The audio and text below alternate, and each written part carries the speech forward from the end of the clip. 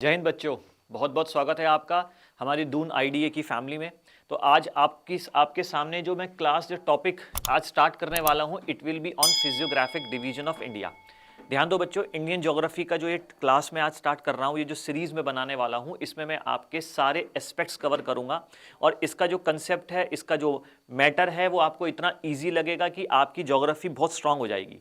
ध्यान रखें कि जो ज्योग्राफी का पेपर पैटर्न आता है, अगर एनडीए की बात करता हूं तो उसमें आपके मेजर कंट्रीब्यूशन, मेजर पार्ट रहता है बेटा फिजिकल ज्योग्राफी का। Indian geography, physical geography and world geography, तीन पार्ट्स हैं। There are 3 parts in geography, जिसमें मैक्सिमम क्वेश्चन आते हैं आपके फिजिकल ज्योग्राफी से। इंडियन ज्योग्राफी और वर्ल्ड ज्योग्राफी के 3 से 5 क्वेश्चन वेरी करता है, कभी 3-3 क्वेश्चन दोनों से आ जाते हैं, कभी 4-4 आ जाते हैं दोनों से। 10 से 12 क्वेश्चन आते हैं फिजिकल ज्योग्राफी से, but it is a part of your syllabus, so we will be covering the Indian geography also। बहुत आसान तरीके से समझेंगे। देखो, मैंने यहाँ पे आपके सामने सबसे पहले हेडिंग क्या लिखी है बेटा, physiographic division of India. Okay, अब ये जो फिजियोग्राफिक डिवीजन है, इसमें एक वर्ड है बेटा फिजियोग्राफिक। अब ये फिजियोग्राफिक का मतलब क्या है? फिजियोग्राफिक का मतलब होता है कि जब हम अर्थ को डिफाइन, अर्थ के का जो लैंड फॉर्म है उसको डिफाइन करते हैं, जब हम समझते हैं कि ऐसी कौन कौन सी फोर्सेस हैं जो पृथ्वी के ऊपर, जो ओशंस हैं, रॉक्स हैं, कोस्टल प्लेन्स हैं, इनमें चेंज लेकर आती है, इनमें बदलाव लेकर आती है। तो हम इस फिजियोग्राफिक डिवीजन, भारत के फिजियोग्राफिक डिवीजन को अगर हम देखें तो जैसे ये हिमालयन रेंजेस, ये आपका एक फिजियोग्राफिक डिवीजन हमने कर दिया, यानी कि it is a type of classification. हमने क्या करा, हमने वर्गीकरण करा। हमने देखा कि जो हिमालयास का स्ट्रक्चर है ये बिल्कुल अलग है। फिर हिमालयास के नीचे मैदानी इलाका आ जाता है जिसको हम नॉर्दर्न प्लेन्स कहते हैं।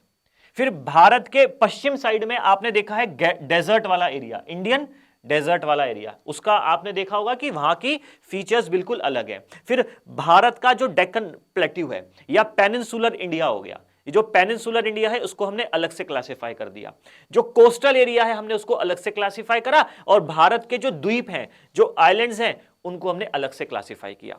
तो मोटे मोटे तौर पर पहाड़, मैदान, रेगिस्तान, प्रायद्वीप, समुद्री तट और द्वीप, तो हमने 6 तरह से भारत के फिजियोग्राफिक डिवीजन को क्लासिफाई कर दिया। अब हम इसमें हम थोड़ा डिटेल में पढ़ते चले जाते हैं। अगर मैं आपसे कहूं कि भाई देखो, आपको बेसिक चीजें शुरू कैसे करनी है, तो आप उसके नोट्स कैसे बना सकते हैं। आपकी किसी भी जीके की बुक में ना बेसिक चीजें लिखी रहती हैं, जैसे भारत का जो लॉन्गिट्यूड है, भाई आपसे पूछा जाए कि भारत कितने लॉन्गिट्यूड्स के बीच में है, तो ये जनरल जीके है जो आपको याद होना चाहिए। भारत 68 डिग्री से लेकर 97 डिग्री के बीच में लाई करता है। भाई आपको पता होना चाहिए कि भारत का जो लॉन्गिट्यूड है इट इज 60। यस, आप उसमें मिनट लिखना चाहते हैं लिख सकते हैं। 68 degree 7 minutes east, 97 degree 25 minutes east के बीच में लाई करता है। वहीं पर अगर मैं भारत के उत्तर की बात करूं तो 37 डिग्री, और नीचे की बात करूं तो ये पॉइंट है आपका 8 डिग्री, और अगर मैं अंडमान निकोबार आइलैंड की बात करूं तो वो है आपका 6 डिग्री। इंडियन टेरिटरी की बात करूं तो भारत जो है 6 डिग्री से लेकर 37 डिग्री, 37 डिग्री और 68 डिग्री से 97 डिग्री लैटिट्यूड और लॉन्गिट्यूड रिस्पेक्टिवली के बीच में लाई करता है। अगर आपसे पूछा जाए कि भारत का सबसे दक्षिणतम बिंदु, उत्तर बिंदु, पश्चिम बिंदु और पूर्व बिंदु कौन सा है, तो वो भी मैं मार्क कर देता हूं। यहां पर लाई करता है आपका इंदिरा कॉल। ये भारत का सबसे उत्तर, नॉर्दर्न मोस्ट पॉइंट माना जाता है, तो मैं लिख देता हूं यहां पर।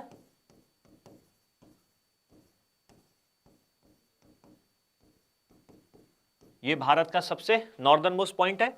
फिर यहां पर आपका है गुहार मोती, दिस इज वेस्टर्न पॉइंट, ये सबसे पश्चिमी बिंदु है। और वहीं पर अरुणाचल प्रदेश में आपका पॉइंट आता है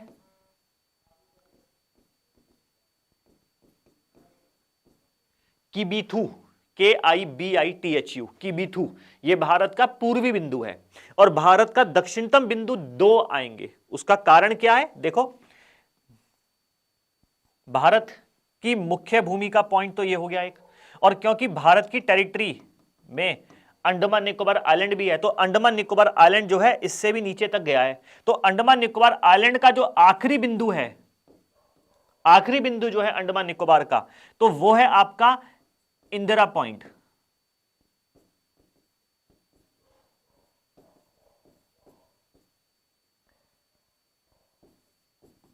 ठीक है, या फिर इसे हम क्या कहते हैं,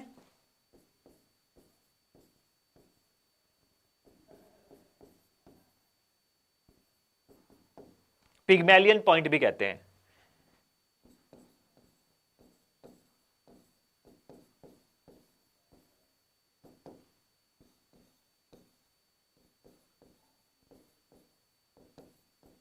तो देखो, हमने बोला कि भारत की टेरिटरी का आखिरी बिंदु है इंदिरा पॉइंट या पिग्मेलियन पॉइंट, और भारत के मेन मुख्य भूमि का पॉइंट है बेटा कन्याकुमारी या केप कॉमोरिन। तो this is Kanyakumari, this is Kanyakumari and this part is called as Indira point या पिग्मेलियन पॉइंट। तो ये हमने 4 सबसे इंपॉर्टेंट बिंदु हमने पढ़े जो एक्सट्रीम पॉइंट पर है। फिर आपको यह भी ध्यान रखना होगा इसमें कि भाई भारत की जो टेरिटरी है ना, तो उत्तर से दक्षिण और पूरब से पश्चिम तक का अगर हम बात करें तो यहां पर कितनी लेंथ है। ओके तो आप इसमें ध्यान रखेंगे बेटा। कमेंट में आप मेरे से कुछ भी अगर डाउट है पूछ सकते हैं, मैं कमेंट्स भी देख रहा हूं। ओके डोंट वरी, अगर मुझे लगेगा कि हाँ आपका कोई ऐसा रेलेवेंट प्रश्न है तो मैं हैंड टू हैंड आपका उसका उत्तर भी दे दूंगा। डोंट वरी, आप मुझे कमेंट बॉक्स पे लिखकर भेज सकते हैं कि सर ये चीज दोबारा बता दो, सर मेरा एक डाउट है। Okay don't worry. तो देखो भारत का उत्तर से दक्षिण तक जो डिस्टेंस है इट इज 2933 किलोमीटर। ध्यान रखना ये कितना है, 2933 किलोमीटर। और जबकि पश्चिम से पूरब की तरफ का जो डिस्टेंस है ये आपका बेटा आएगा 3214 किलोमीटर। अब आपके मन में ये क्वेश्चन होगा ऐसा क्यों कि उत्तर से दक्षिण वाला कम है और पूरब से पश्चिम वाला ज्यादा है, जबकि देखने में तो डिस्टेंस ये वाला ज्यादा लग रहा है। तो ध्यान रखना उसका कारण है our earth is spherical object oblate spheroid. तो एक्चुअली में जो ये वाला जो लंबाई है it is not straight, it is little bit in a semi circle. तो सेमी सर्कल होने की वजह से ये वाला डिस्टेंस क्या हो जाता है, ज्यादा हो जाता है।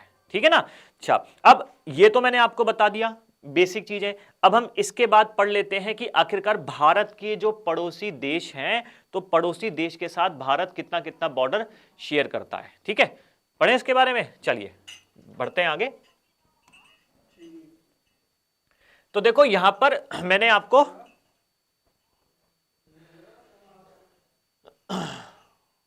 देखो यहां पर ये आपको दिख रहा है ना, पाकिस्तान, अफगानिस्तान, चाइना, नेपाल, भूटान, बांग्लादेश, म्यांमार।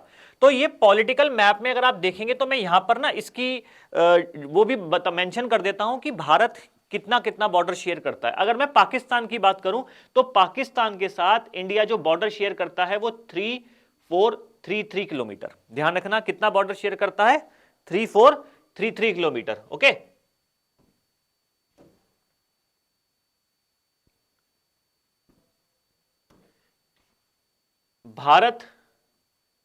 भारत जो है पाकिस्तान के संग जो बॉर्डर शेयर करेगा बेटा इट इज 3423 किलोमीटर, ये लिख लेना। अफगानिस्तान के संग जो बॉर्डर शेयर करता है it is 106 kilometre, 106 kilometre Afghanistan के साथ बॉर्डर शेयर करता है, ये आप मेंशन कर सकते हैं। चाइना के साथ जो भारत शेयर करता है वो 3488 किलोमीटर शेयर करता है। नेपाल के साथ जो शेयर करता है वो 1751 किलोमीटर शेयर करता है। भूटान के साथ 699 किलोमीटर शेयर करता है, ये आप ध्यान रखेंगे। जबकि म्यांमार के साथ 1653 किलोमीटर बॉर्डर शेयर करता है, और बांग्लादेश के साथ शेयर करता है 4096 किलोमीटर। तो आप मुझे देखकर बताएं कि सबसे ज्यादा बॉर्डर शेयर किसके साथ हो रहा है। आप चेक करो फटाफट, कमेंट बॉक्स में मेरे को लिखकर भेजें, जल्दी चेक करो जल्दी से। This is 1643। ठीक है, तो आप देख रहे हैं कि बांग्लादेश के साथ सबसे ज्यादा हमारा जो है बॉर्डर शेयर हो रहा है। तो आई थिंक सो आपको चीजें क्लियर हो रही है कि इंडिया का जो नेबरिंग कंट्रीज हैं उनके संग कितना कितना बॉर्डर शेयर हो रहा है। अच्छा अब हम इस पर्टिकुलर मैप को पढ़ेंगे कैसे वो भी ध्यान दो। रिसेंटली सितंबर में आपका एक क्वेश्चन आया था। ठीक है, क्वेश्चन किस तरह से पूछे जा सकते हैं, मैं इसी मैप को लेकर के आपसे कई सारे क्वेश्चन आपके सामने बना सकता हूं। जैसे इसमें क्वेश्चन बनेगा इंडिया के बिल्कुल बीचों बीच, ध्यान रखना इंडिया के बिल्कुल बीचों बीच फ्रॉम इंडिया के बीचों बीच से क्या पास हो रहा है, एक ट्रॉपिक ऑफ कैंसर। आपको पता है कर्क रेखा जो है भारत को दो इक्वल भाग्स में डिवाइड करती है, उत्तर भारत और दक्षिण भारत। तो एक क्वेश्चन तो आपका यहीं से बन जाएगा कि ये ट्रॉपिक ऑफ कैंसर भारत के 8 राज्यों से पास हो रहा है। 1 2 3 4 5 6 7 और 8, ये 8 राज्यों से पास हो रहा है। एक क्वेश्चन तो इससे बन गया। दूसरा आपसे पूछा जा सकता है कि इंडियन स्टैंडर्ड टाइम, आप मुझे बताओ भारत का जो क्षेत्रफल है, तो भारत के क्षेत्रफल के दृष्टिकोण से अगर आप एरिया वाइज देखें तो विश्व में सबसे बड़ी कंट्री रशिया मानी जाती है, ठीक है ना। तो उसका एक फॉर्मूला मैं आपको दे रहा हूं। अगर कोई आपसे पूछे विश्व के 7 बड़े देश एरिया वाइज क्रम में, तो उसका है रक्कू-बाई कर का एक छोटा सा फॉर्मूला है। मींस जो ये रशिया है, कनाडा है, चाइना है, यूएसए है, ब्राजील है, ऑस्ट्रेलिया है, इंडिया है, तो इंडिया का नंबर 7वें नंबर पे है, 7वीं पोजीशन पर इंडिया आता है एरिया वाइज। तो आप देखो इंडिया 68 डिग्री लॉन्गिट्यूड से 97 डिग्री लॉन्गिट्यूड के बीच में लाई करता है, इजंट इट। तो भारत का जो लॉन्गिट्यूड है वो इतना वास्ट एरिया, इतना ज्यादा है कि आप ऑलमोस्ट देख रहे होंगे कि इन दोनों के बीच में, दोनों लॉन्गिट्यूड के बीच में ऑलमोस्ट 30 डिग्री लॉन्गिट्यूड्स का फर्क है। और मैंने आपको टाइम निकालना सिखाया था। अगर आप में से कुछ बच्चे ऐसे हैं जो पहली बार ये वीडियो देख रहे हैं तो मेरी टाइम निकालने वाली वीडियो को जरूर चेक करना। मैंने बहुत विस्तार से एग्जाम्पल के साथ बच्चों को समझाया है कि टाइम कैसे निकाला जाता है, बहुत ईजी है। तो 30 डिग्री का मतलब हो गया 2 घंटे का फर्क है, यानी कि गुजरात में बच्चों और अरुणाचल प्रदेश में अगर आप देखें तो अरुणाचल प्रदेश में सूरज गुजरात के मुकाबले 2 घंटे पहले उग जाता है। लेकिन हम भारत के लोग कहीं भी हों, चाहे गुजरात में हो चाहे अरुणाचल प्रदेश में हो, हम सब एक टाइम, एक पर्टिकुलर लॉन्गिट्यूड को फॉलो करते हैं जिससे किसी प्रकार की टाइम की कंफ्यूजन ना हो। तो वो लॉन्गिट्यूड हमने लिया है 1 इंडियन स्टैंडर्ड टाइम, जिसे हम कहते हैं 82.5 डिग्री ईस्ट, 82.5 डिग्री ईस्ट का जो लॉन्गिट्यूड है बेटा, इसको हमने लिया है, जो कि भारत से पास हो रहा है। और हम भारत के लोग कहीं भी हों, from Jammu, from Ladakh to Kanyakumari, from Gujarat to Arunachal Pradesh, हम भारत के लोग जितने भी कहीं भी रह रहे होंगे, हम अपने पर्टिकुलर गैजेट्स को, घड़ियों को, वॉच, इन सब को इस लॉन्गिट्यूड के मुताबिक सेट करते हैं, तो कहीं टाइम की कंफ्यूजन नहीं होती। तो आपको यह भी ध्यान रखना है कि इंडियन स्टैंडर्ड टाइम भारत के कौन कौन से राज्यों से पास हो रहा है, तो आप उसका भी आप मार्क कर सकते हैं। एक छोटा सा फॉर्मूला है मौका। फॉर्मूला क्या है बेटा? मौका। ये मध्य प्रदेश, देन उड़ीसा, यूपी, है ना, फिर आपका ये आंध्र प्रदेश एंड आपका ये आ जाएगा। तो उससे आपके लिए इजी हो जाएगा कि भारत के कौन कौन से उससे पास हो रहा है। ये छत्तीसगढ़, आंध्र प्रदेश, यूपी, उड़ीसा और मध्य प्रदेश। ओके, तो ये आपका ऐसे पास हो रहा है। क्लियर हो गया? देखो यूपी आ गया, मध्य प्रदेश आ गया, छत्तीसगढ़ आ गया, उड़ीसा आ गया और आंध्र प्रदेश आ गया। तो ये 5 राज्यों से पास हो रहा है। ये आपका एक क्वेश्चन बन गया। नेक्स्ट क्वेश्चन, तेलंगाना 2014 में बना था और 2015 में ही क्वेश्चन पूछ लिया गया था कि बताओ तेलंगाना कितने राज्यों के संग बॉर्डर शेयर करता है। अब आप देख रहे हो तेलंगाना 1 2 3 4। अच्छा, यहां पे मैप में थोड़ा सा दिया हुआ नहीं है, एक करेक्शन होना है। उड़ीसा के साथ भी बॉर्डर शेयर करता है, तो 5वां है उड़ीसा। तेलंगाना टोटल 5 राज्यों से बॉर्डर शेयर करता है, ठीक है। अच्छा, आपको एक इंटरेस्टिंग बात बता दूं। कई बच्चे सोचते हैं कि सर मैंने तो बुक में ये पढ़ा हुआ, ये लिखा हुआ है, आप क्या बता रहे हैं? सर मैंने तो एटलस में ये पढ़ा। तो ध्यान रखना बेटा, बुक्स में भी कई एरर्स मिल जाते हैं, ठीक है। जैसे अगर आप एटलस की ही बात करते हैं तो मैं आपको एटलस की ही बता दूं कि एक एटलस ऐसी भी है जिसमें उसका अगर आप पुराना एडिशन देखेंगे तो उसमें तेलंगाना के 4 ही राज्य बॉर्डर शेयर करते हुए दिखाए गए हैं। उसका जो नया एडिशन आया है उसमें फिर 5 राज्य दिखा दिए गए हैं। तो बेटा मिसप्रिंट हो सकते हैं वो, तो डोंट वरी अबाउट दैट। ऐसा मत सोचा करो कि बस ये पत्थर की लकीर हो गई है, ठीक है। तो जो टीचर आपको इंफॉर्मेशन दे रहा है ना, वो अपडेट करके दे रहा है, तो डोंट वरी अबाउट दैट। अच्छा, नेक्स्ट, इसके बाद हम बात करते हैं कि जो रिसेंटली पेपर में क्वेश्चन आया था। क्वेश्चन ये आया था, आपको 4 राज्य दिए हुए थे और उन 4 राज्यों को लेकर के पूछा गया था कि इनमें से कौन सा ऐसा राज्य है जो 1 से अधिक इंटरनेशनल बॉर्डर शेयर नहीं करता। सोचो, 1 से अधिक इंटरनेशनल बॉर्डर शेयर नहीं करता। अब देखो, ये तो डिपेंड करेगा कि ऑप्शन में कौन से राज्य आ रहे हैं। इसका मतलब आपको भारत के सारे राज्यों का एक मानचित्र, एक विजुअल इमेज आपके ब्रेन में होनी चाहिए कि कौन सा राज्य कहां कहां किस किस के साथ बॉर्डर शेयर कर रहा है। अब आप देखो ना, पहली चीज आपको क्या याद करनी पड़ेगी, भारत के जितने भी लैंड लॉक्ड स्टेट्स हैं। अब आप कहोगे सर लैंड लॉक्ड माने, लैंड लॉक्ड का मतलब होता है चारों तरफ से भूमि से घिरा हुआ, जो चारों तरफ से भूमि से घिरा है। तो जैसे मैं मध्य प्रदेश की बात करूं, चारों तरफ से भूमि से घिरा है। आप इसको दूसरे शब्दों में कह सकते हैं जिसका कोई समुद्री किनारा ना हो। तो आप मुझे बताओ कि तेलंगाना समुद्री किनारा है? नहीं। छत्तीसगढ़ नहीं, झारखंड नहीं, लेकिन अगर वेस्ट बंगाल की बात करूंगा तो है, उड़ीसा है। तो इसीलिए लैंडलॉक्ड स्टेट्स आपको पता होनी चाहिए। फिर आपको यह पता होनी चाहिए कि वो राज्य, अच्छा दूसरा आप याद कर लोगे कोस्ट लाइन किन किन स्टेट्स की है, किन किन राज्यों की समुद्री तट रेखाएं हैं। तीसरा इसमें आप याद कर सकते हैं कि आपको ध्यान रखना है कि कौन सा राज्य नेशनल और इंटरनेशनल बॉर्डर कितनों के साथ करता है। कोई राज्य नेशनल बॉर्डर शेयर कर रहा है, कोई इंटरनेशनल बॉर्डर शेयर कर रहा है, तो कितने राज्यों के साथ कर रहा है।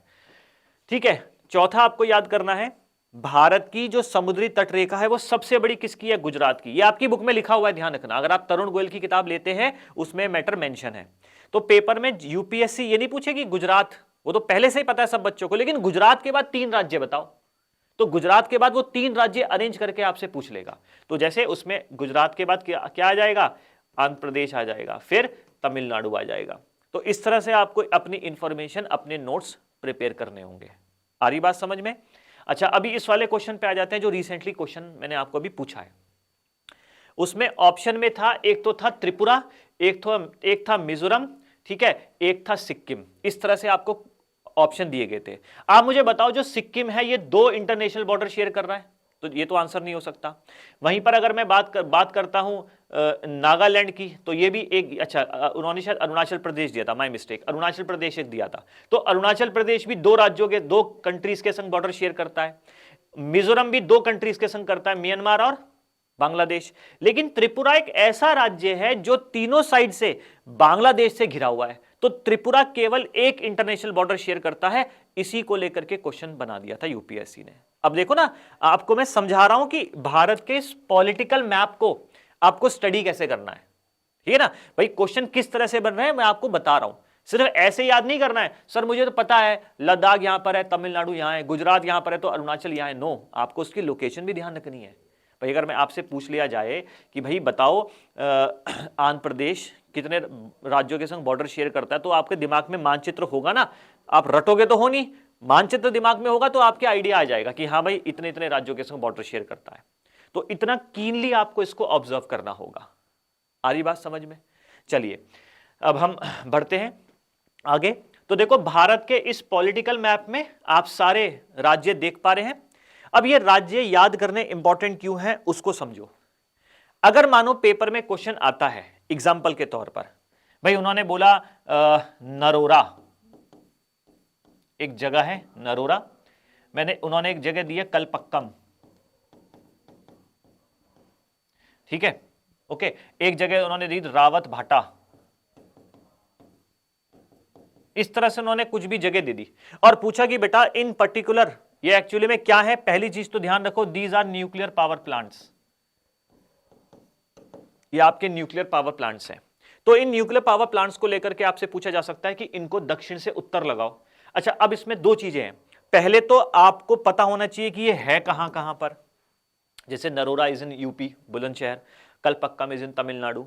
फिर आपको पता होना चाहिए कि अगर ये राज्य आपके दिमाग में आ गया तो अब आप उसको अरेंज करेंगे, तो आप अरेंज कैसे करेंगे ये आपके लिए इजी हो जाएगा। तब अगर आपको पॉलिटिकल मैप भारत का याद हो, अगर आपसे पूछ लिया जाए कि भाई देखो लोकटक झील, लोकटक झील कहां है? मणिपुर में। अब आपको मणिपुर ही नहीं पता कहां है, देखो ये रहा मणिपुर, तो पता होना चाहिए ना मणिपुर कहां पर है। अगर मैं आपसे कहूं कि भाई डचीगम नेशनल पार्क है, कहां है? आप कहोगे सर जो है जम्मू कश्मीर में है। अगर मैं आपसे पूछ लूं कि भाई काजीरंगा या केबुल लामजो आपसे पूछ लिया जाए, या फिर आपसे पूछा जाए दिहांग दिबांग अरुणाचल में है, तो आपको पता होना चाहिए कि है कहां पे। तो ज्यादातर बच्चों के संग प्रॉब्लम आती है कि वो ना नॉर्थ ईस्ट की स्टेट्स की लोकेशन ढंग से याद नहीं करते हैं, बाकी तो राज्यों के याद रहती है। तो इस पर थोड़ा ज्यादा फोकस करना। हमारे भारत के उत्तर पूर्वी में सबसे बांग्लादेश के, या तो अगर आप ऊपर से चलेंगे तो पहले अरुणाचल प्रदेश, फिर आसाम, फिर मेघालय, फिर इधर त्रिपुरा, मिजोरम, मणिपुर, नागालैंड, ठीक है ना। तो ये 7 आपके इंपॉर्टेंट स्टेट्स हैं। नॉर्थ ईस्ट के। क्लियर हुआ? तो आपको अगर आप ऑक्सफोर्ड की एटलस आप पढ़ रहे हैं तो उसमें भी बता देता हूं, पेज नंबर 11 बहुत अच्छे से पढ़िएगा। पेज नंबर 11 में आपको भारत के पॉलिटिकल मैप के बारे में दिया हुआ है, उसमें सारी चीज अच्छे से स्टडी करें। जैसे इसमें लिखा है Ladakh capital, Himachal capital, Uttarakhand capital, सब लिखा हुआ है। ठीक है, ऐसे ही आप इसमें ध्यान दें। आपने यहां पर आपका ध्यान में एक तरफ कॉन्सेंट्रेट कराना चाहता हूं। देखो यहां पर लिखा है पुडुचेरी, फिर यहां लिखा है फिर पुडुचेरी, यहां लिखा है पुडुचेरी, इधर लिखा है पुडुचेरी, 4 जगह पुडुचेरी लिखा हुआ है। तो कभी आपने जानने की कोशिश करी है कि ऐसा क्यों? मुझे बताओ, हाउ इज इट पॉसिबल कि पुडुचेरी 4 जगह है? तो बच्चों कभी आपने जानने की कोशिश करी है कि आखिरकार ये पुडुचेरी 4 जगह क्यों है? तो उसका मैं बहुत छोटा सा आपको एग्जांपल से समझा देता हूं। देखो ये जो पौंडीचेरी है, it was a territory of French. जो फ्रांस है वो 1664 में उन्होंने कंपनी बनाई और 1668 में वो भारत में उन्होंने अपनी पहली फैक्ट्री खोल दी। और फ्रांस को ब्रिटिश ईस्ट इंडिया कंपनी ने थर्ड कार्नेटिक वॉर में 1757 में जो स्टार्ट हुई थी उसमें वो हरा दिया। और 1763 में एक ट्रीटी हुई थी, ट्रीटी ऑफ पेरिस। उस पेरिस की संधि के अनुसार फ्रांस का पॉलिटिकल करियर भारत में समाप्त कर दिया गया और भारत में पौंडीचेरी जो फ्रांस है वो सीमित हो गया। तो फ्रांस जो है इन 4 जगहों पर, यनम, पौंडीचेरी, करईकाल और माहे, ये 4 फ्रांस के इंपॉर्टेंट सेंटर्स बने रहे काफी लंबे समय तक। तो इसीलिए भारत की आजादी के बाद तक फ्रांस यहां पर रहा और आजादी के बाद हमने, भारत सरकार ने फ्रांस से ये टेरिटरीज ली। तो इसी वजह से ये टेरिटरीज का जो कल्चर था, पहनावा था, बोलचाल थी, सब फ्रेंच थी। तो इस पर्टिकुलर एरिया को भारत के उन राज्यों में शामिल करना बड़ा मुश्किल था, इसीलिए भारत सरकार ने इनको यूनियन टेरिटरी के रूप में घोषित कर दिया। तो बात समझ में आई? पौंडीचेरी 4 जगह क्यों फैली हुई है? Because it was a French colonies. Clear हुआ बेटा? अच्छा, तो आपको समझ में आया होगा बेटा कि ये जो 4 आपको 4 जगह जो पौंडीचेरी लिखी है वो सिर्फ इस वजह से, बिकॉज ये किसी जमाने पर, किसी समय, आप देखो जो फ्रांस है वो 1664 में कंपनी बन गई थी। तो 1664 से लेकर 1960 तक यहां पर फ्रांस की टेरिटरी, यहां पर इन टेरिटरीज पर फ्रांस का कब्जा रहा। तो इसी वजह से ये पर्टिकुलर टेरिटरीज किसी जमाने तक, कई लंबे समय तक आप कहेंगे तो फ्रांस के अंडर में रहा। इसीलिए इन पर्टिकुलर एरियाज को हमने पौंडीचेरी जो यूनियन टेरिटरी के रूप में बना दिया। क्योंकि आप अंदाजा लगाओ, क्या पॉसिबल था ये जो एरिया है पौंडीचेरी का आंध्र प्रदेश में, यहां पर फ्रेंच बोली जाती है और आंध्र प्रदेश में तेलुगु बोली जा रही है, तो उसमें मिलाना पॉसिबल था? नहीं। क्या केरला में बोली जाती है मलयालम, तो क्या मैं माहे को मलयालम बोलने वाले एरिया में मिक्स कर सकता था? नहीं। तो इसलिए इसको यूनियन टेरिटरी के रूप में घोषित कर दिया गया। ठीक है ना? तो आपको बहुत सारी इंफॉर्मेशन यहां से मिलने वाली है, घबराए मत। मैं एकदम से क्लास ऐसा भी नहीं चाह रहा कि बहुत टफ हो जाए। तो मैं समझता हूं कि मैंने अभी आपको बेसिक फिजियोग्राफिक डिवीजन को लेकर के बेसिक चीज स्टार्ट करी है। अभी तो मैं आपके हिमालयाज, अरावलीज, वेस्टर्न घाट, ईस्टर्न घाट्स पे आया भी नहीं हूं। वो मैं सेकंड क्लास आपके सामने आपके लिए बनाऊंगा। ठीक है ना? तो फिलहाल आज आप इसको स्टडी करो, दोबारा देख लेते हैं।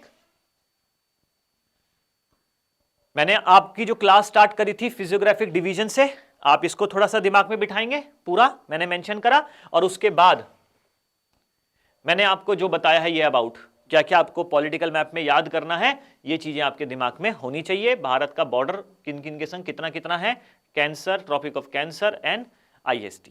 मैं इसको कल कंटिन्यू करूंगा अगली क्लास में। तो तब तक आप मेरी ये वीडियो को देखते रहें, लाइक करें, शेयर करें, ज्यादा से ज्यादा बच्चों तक पहुंचाएं, मेरा ये निवेदन है। बिकॉज पेपर बहुत नजदीक है, तो हो सकता है कि किसी बच्चे की हेल्प हो जाए। ठीक है, चलिए, जय हिंद, जय भारत। अगली क्लास में मैं आपसे मिलूंगा। ओके।